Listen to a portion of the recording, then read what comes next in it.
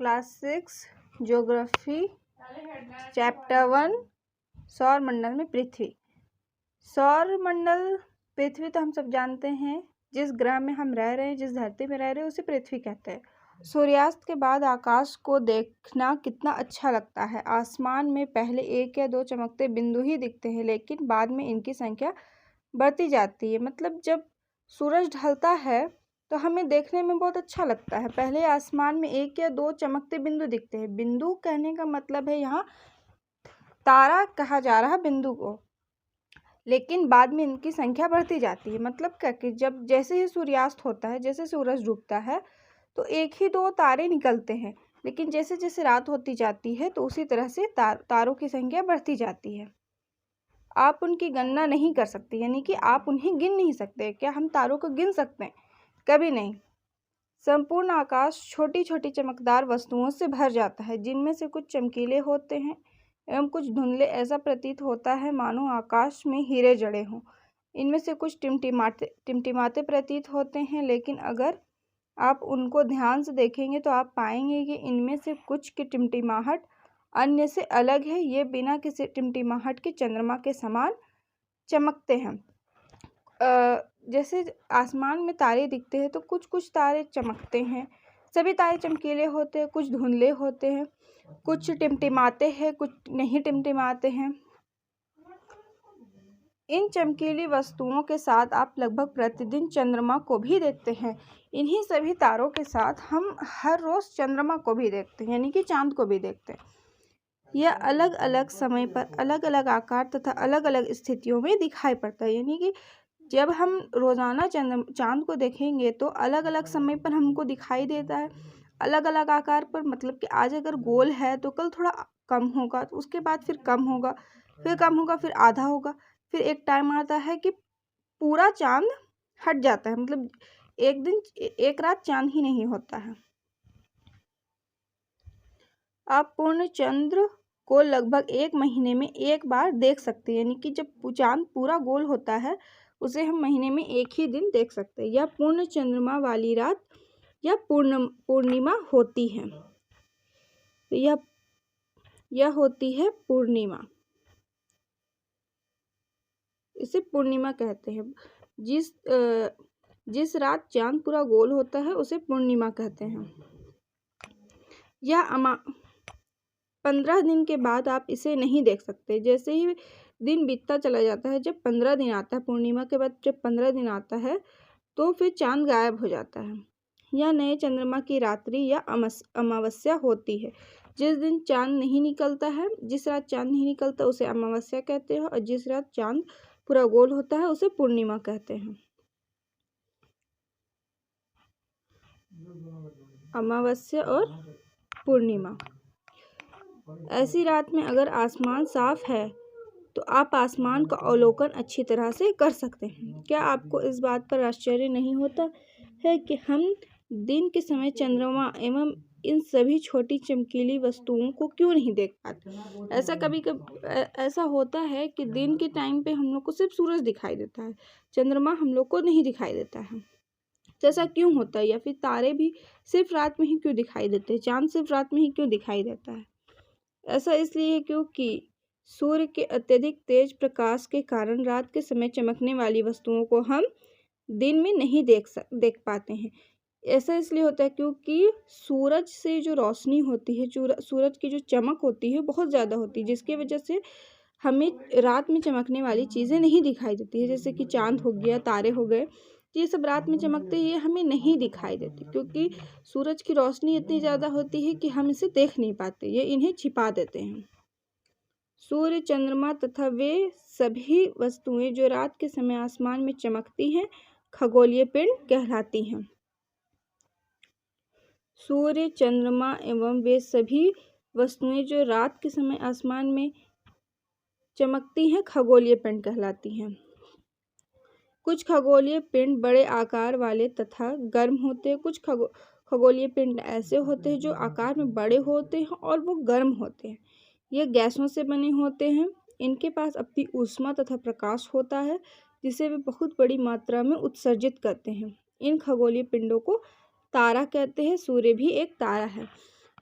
सबसे पहले तो खगोलीय पिंड उसे कहते हैं सूर्य, चंद्रमा तथा वे सभी वस्तुएं जो रात के समय आसमान में चमकती हैं खगोलीय पिंड कहलाती है। जितनी भी वस्तुएं जो रात में चमकती है उससे भी खगोलीय पिंड कहलाती है। कुछ खगोलीय पिंड बड़े आकार के होते हैं और कुछ गर्म होते हैं, और ये खगोलीय पिंड गैसों से बने होते हैं। इनके पास अपनी ऊष्मा यानी कि अपनी एनर्जी होती है, प्रकाश होता है अपना, यानी कि इनके पास अपना अपना ऊष्मा और अपना रोशनी दोनों होता है, जिसे वे बहुत बड़ी मात्रा में उत्सर्जित करते हैं, यानी कि निकालते हैं बोल सकते हैं। इन खगोलीय पिंडों को तारा कहते हैं। सूर्य भी एक तारा है। सूर्य तारा कैसे है? क्योंकि ये आकार में बहुत बड़ा है और ये गर्म होता है। इसके पास अपना ऊष्मा और प्रकाश भी है, इसी वजह से। रात के समय चमकते हुए अनगिनत तारे सूर्य के समान ही हैं, लेकिन हमसे बहुत अधिक दूर होने के कारण हम लोग उनकी ऊष्मा या प्रकाश को महसूस नहीं करते तथा वे अत्यंत छोटे दिखाई पड़ते। जितने भी तारे होते हैं सभी सूर्य के समान होते हैं, सभी सूरज की तरह होते हैं, जितने भी तारे होते हैं, लेकिन वो सूरज की भांति, यानी कि जितना हम लोग से सूरज दूर है उससे कई गुना ज़्यादा दूर तारे हैं। इस वजह से वो हमें छोटे भी दिखाई देते हैं और उनकी गर्मी भी हमें महसूस नहीं होती है, या उनकी रोशनी भी हमें नहीं दिखाई पड़ती है, और वो बहुत ज़्यादा छोटे दिखते हैं क्योंकि वो सूरज के मुकाबले बहुत ज़्यादा दूर होते हैं तारे।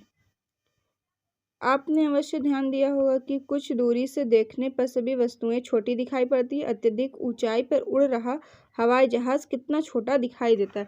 अक्सर ऐसा होता है कि जो चीज़ें दूर पर रखी होती है वो सभी छोटी दिखाई देती है, और जो हवाई जहाज उड़ता है तो जब बहुत ऊंचाई पे चला जाता है तो वो बहुत छोटा दिखने लगता है। ऐसा ही होता है बिल्कुल तारों के साथ भी, क्योंकि तारे हमसे बहुत ज़्यादा ऊंचाई पे है। इस वजह से ना हमें उनकी गर्मी महसूस होती है, ना हमें उसका प्रकाश ज़्यादा महसूस होता है, और वो हमें बहुत छोटे दिखाई देते हैं। लेकिन सूरज जो है वो तारों से नज़दीक है, इसलिए हमें सूरज की गर्मी भी महसूस होती है, उसका प्रकाश हमें देखने को मिलता है और वो हमें बड़ा दिखाई देता है। रात्रि में आसमान की ओर देखते समय आप तारों के विभिन्न समूहों द्वारा बनाई गई विविध आकृतियों को देख सकते हैं। ये नक्षत्र मंडल कहलाते हैं।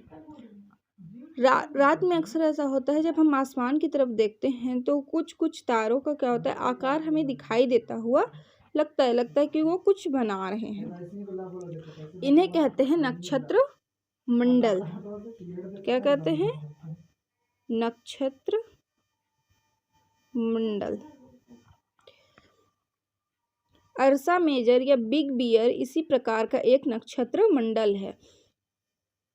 अर्सा मेजर या बिग बियर दो नक्षत्रों का नाम दिया हुआ इसी तरह का नक्षत्र मंडल है, जो तारों का समूह होता है और उसमें हमें कुछ अलग अलग तरह की आकृतियां देखने को मिलती हैं।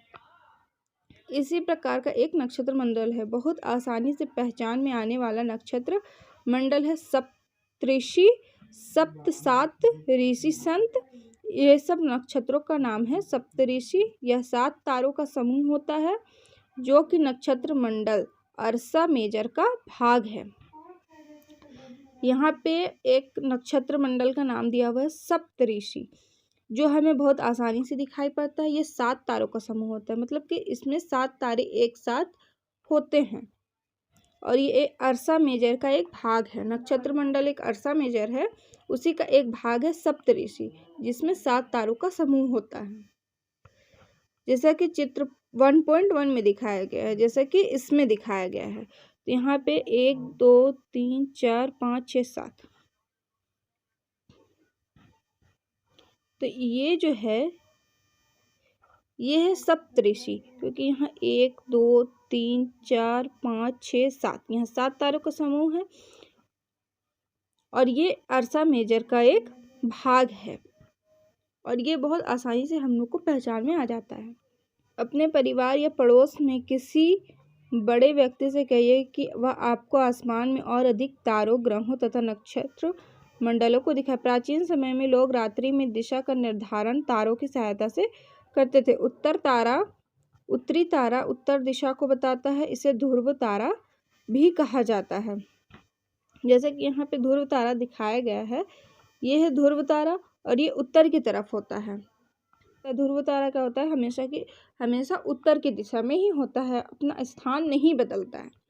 हम सप्तऋषि की सहायता से ध्रुव तारे की स्थिति को जान सकते हैं। हम जब सप्तऋषि को देखेंगे तो उसकी सहायता से हम ध्रुव तारे की स्थिति को जान सकते हैं। चित्र 1.1 में आप देखें कि यदि सप्तऋषि मंडल के संकेतक तारों को आपस में मिलाते हुए एक काल्पनिक रेखा खींची जाए एवं उसे आगे की ओर बढ़ाया जाए तो यह ध्रुव तारे की ओर इंगित करेंगे। जैसे यहाँ पे सप्तऋषि है, अगर इसी से हम अगर एक लाइन खींच देते हैं, सीधी रेखा खींचते हैं तो ये हो जाएगा ध्रुव तारा।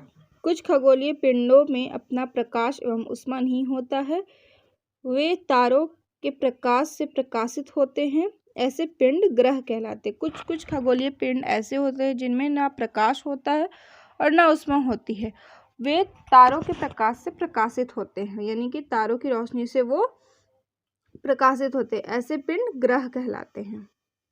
ग्रह जिसे अंग्रेजी में प्लैनेट कहते हैं, ग्रीक भाषा के प्लेनेटाई शब्द से बना है, जिसका अर्थ होता है परिभ्रमक अर्थात चारों ओर घूमने वाले। ग्रह ग्रीक वर्ड से बना हुआ है, ग्रीक भाषा ग्रह को इंग्लिश में कहते हैं प्लैनेट और ये बना हुआ है ग्रीक भाषा प्लेनेटाई, जिसका अर्थ होता है परिभ्रमक, जो चारों तरफ घूमने वाला होता है। पृथ्वी जिस पर हम रहते हैं एक ग्रह है, यह अपना संपूर्ण प्रकाश एवं उष्मा सूर्य से प्राप्त करती है, जो पृथ्वी के सबसे नजदीक का तारा है। पृथ्वी को बहुत अधिक दूरी से जैसे चंद्रमा से देखने पर यह चंद्रमा की तरह चमकती हुई प्रतीत होगी। पृथ्वी के पास अपना प्रकाश नहीं है, अपनी उष्मा नहीं है, तो यह जो तारा पृथ्वी से सबसे नजदीक है सूर्य, उससे उष्मा एवं प्रकाश प्राप्त करते हैं। और पृथ्वी को अगर हम चंद्रमा चांद से देखेंगे तो यह हमें चांद की तरह चमकती हुई दिखाई देगी, क्योंकि